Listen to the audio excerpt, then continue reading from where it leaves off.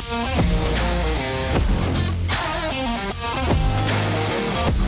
have the right to an attorney. If you cannot afford one, one will be provided for you. Whoa, whoa, whoa, whoa. Agent Parker, long time. Not long enough. You want to tell me what you're doing, Colfax? I think the handcuffs give it away. Hey, Nick, whatever this is, we're going to get it straightened out, okay? First Gibbs, now this one. You always stick up for the wrong people, Alden. What are you talking about? Read the warrant.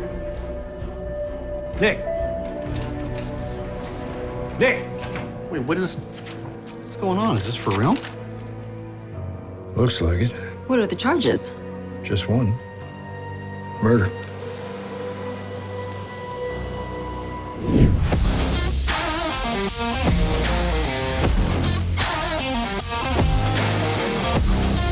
So when we shot their season finale,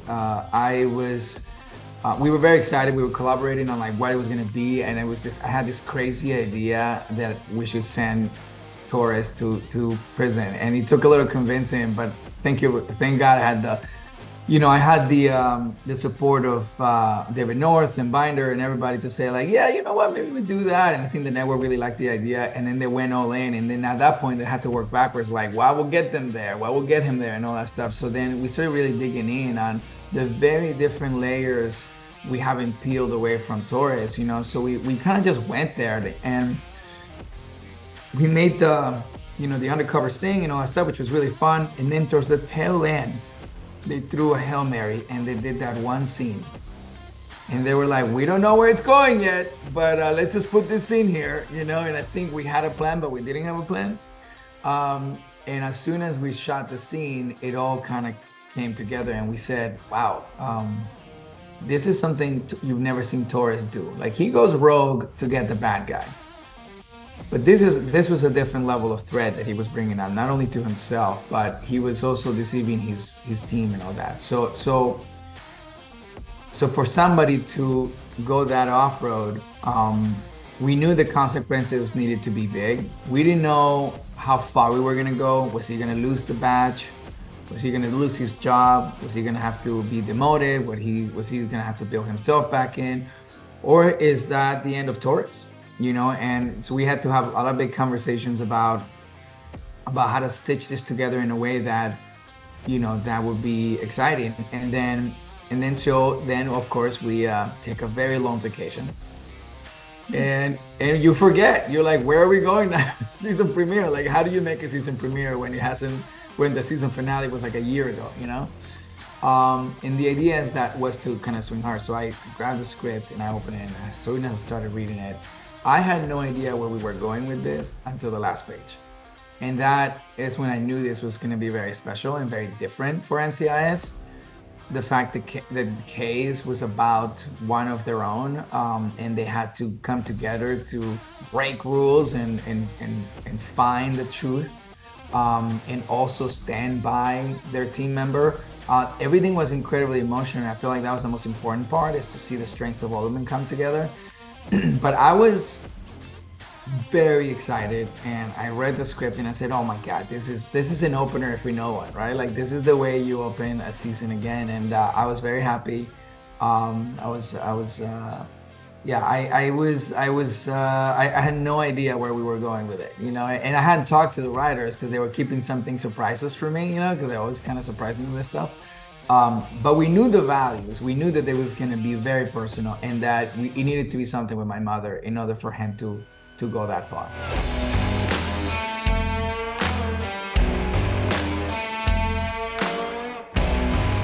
I mean, it's very personal. It's very personal to me. I'm an immigrant myself, right?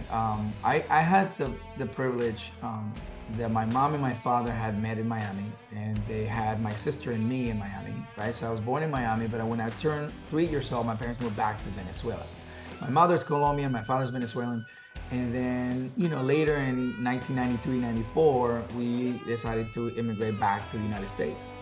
And I know how to speak English, just like, any immigrant that comes and starts from scratch, and I have to say, it was very emotional. I was very grateful that my father was a good father, and that the relationship that my mom and my dad had was stable and healthy for most of it, obviously. And but it was hard. I mean, it was hard because I have done a lot of work on immigration reform. I have done a lot of work, you know, with the armed forces, and I've met their families, and I've met the, you know, a lot of beautiful, beautiful people of the undocumented community.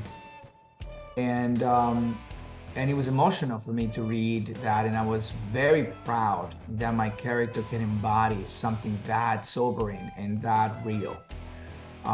It happens all the time, and to have all these fake attorneys who come in and they, you know, they're trying to help, you know, the undocumented through their legal, you know, problems, and they claim they're gonna get them residencies or visas or citizenships, and they just deplete all of their cash, and it's all of that stuff like was something very present for me. So again, you know, very rare in television you get to do something that, no matter how adventurous it is, can be really rooted in something so critically in need of conversation. And I think that we at NCIS don't ever want to be preachy. We don't want to tell anyone what to think, what to do, you know, whether it's left or right. But you know, but we do really want to experience humanity in all its ways and in all its outcomes and in all its structures and blueprints. And I think we do that really well at NCIS, and even our characters are so human that, you know, we can allow them to go through something like this, and it doesn't feel like, whoa, that came out of nowhere for that character, you know. So, right. And I think that's masterful for NCIS.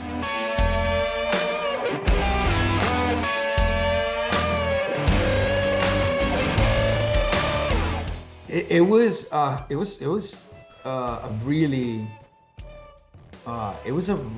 shooting that scene where he confronts Riva, and you know, he has a couple of layers that he had to get through, and then he had to pull himself back from 3 different outcomes.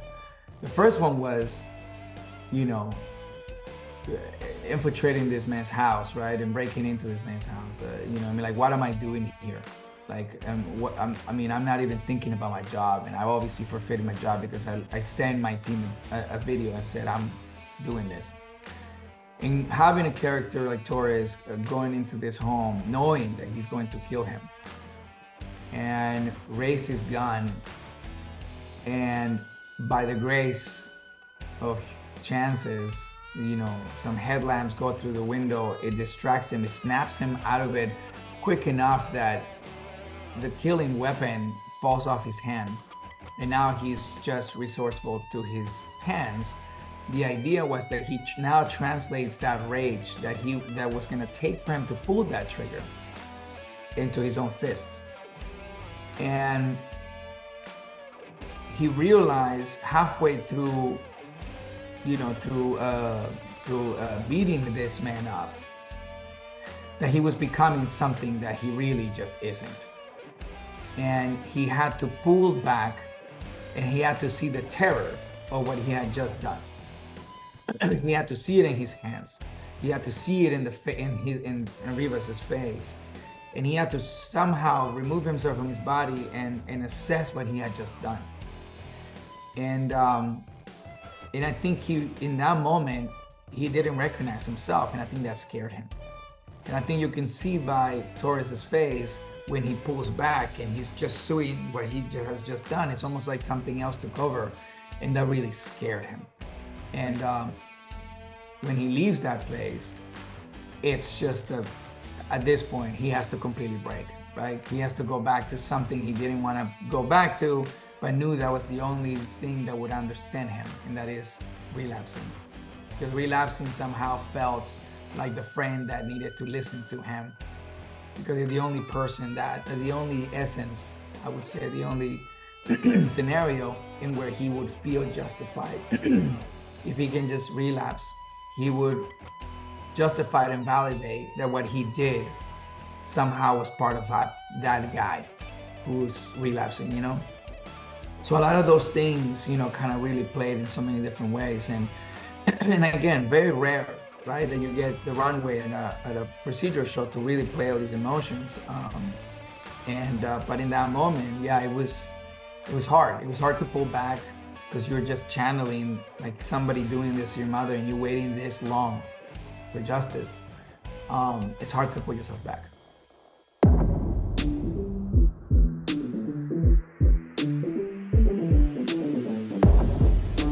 I think that scene, which is a major revelation for Torres and his sister, but also a major eye-opening moment for Parker and McGee of seeing his team member that had already made a decision that he was going to go to this prison to die. But before he died, he was going to try to make something right. And I think he felt and he knew that he going into this prison, he probably would not come out of it. And so when he sees his sister, he feels like, well, now I'm really in trouble because I made a decision to take this blame, knowing that I have no place of return. And now my sister is in the mix and now also a suspect. So, I mean, we're both screwed, you know? And I don't want to accept it. I want to make sure that I take the hit and let her survive. She has a daughter. So for me, it's like she has more to live for than I do. So in that moment, it was a very tough revelation where he finally had to go back to the old Torres and look at his teammates in the eyes and say, I really messed up. And I know there's no coming back from this, but you need to protect my sister. And we need to figure this out. And the fact that she's figured out half of it, because she just knows me so well, was also really, really emotional. And I think it was really refreshing. I feel like I've never really seen a scene like that on television, you know, the fact that like they both did what family would do for each other. And that was at the most traumatic moment of their lives.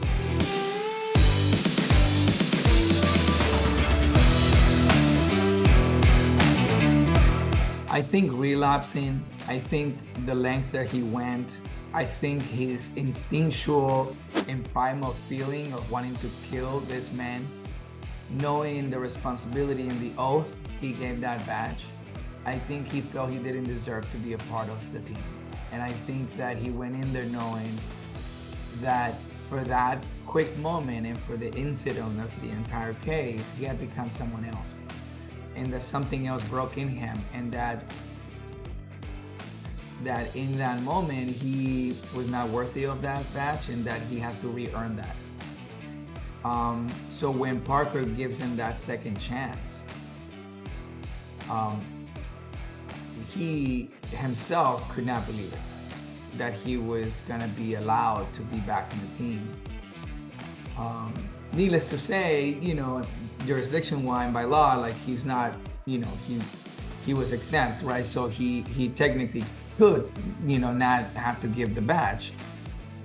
But I think for him it was important because he was acknowledging, I have a lot of work to do and I am not safe and I'm not okay. And I think his team, especially Parker, knew he'd be better with them than by on my own.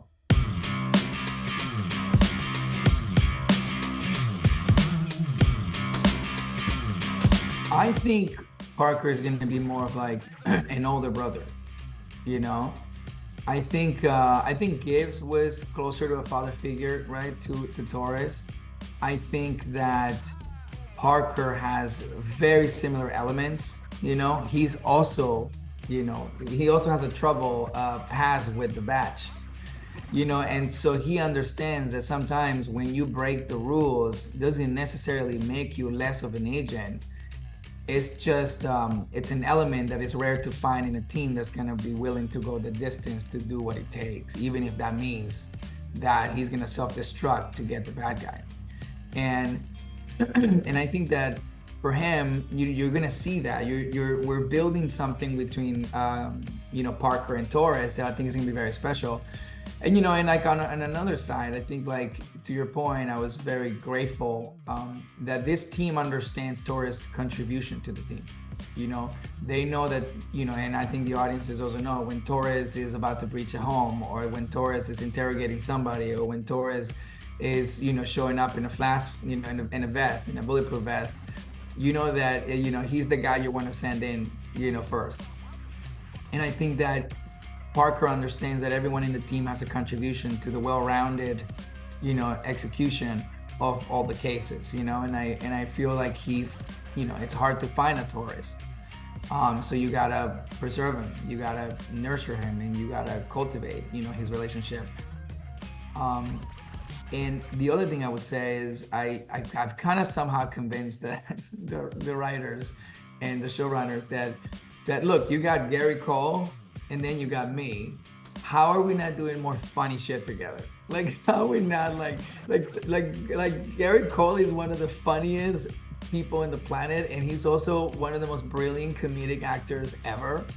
And I said to them, I was like, dude, like, and then obviously I love doing comedy and I love keeping things light. So I was like, imagine the possibilities when these two do something together, you know, like what can that be? And they wrote it out. We have an episode where it brings Torres and Parker together in a really funny way. And I don't know if I can give away much in there, but they're gonna be by circumstances, they're gonna be forced to spend a lot of time together, and it is hilarious and it's really good. So I'm also looking forward to that, like building up that relationship between what he considers Parker to be kind of an older brother to him.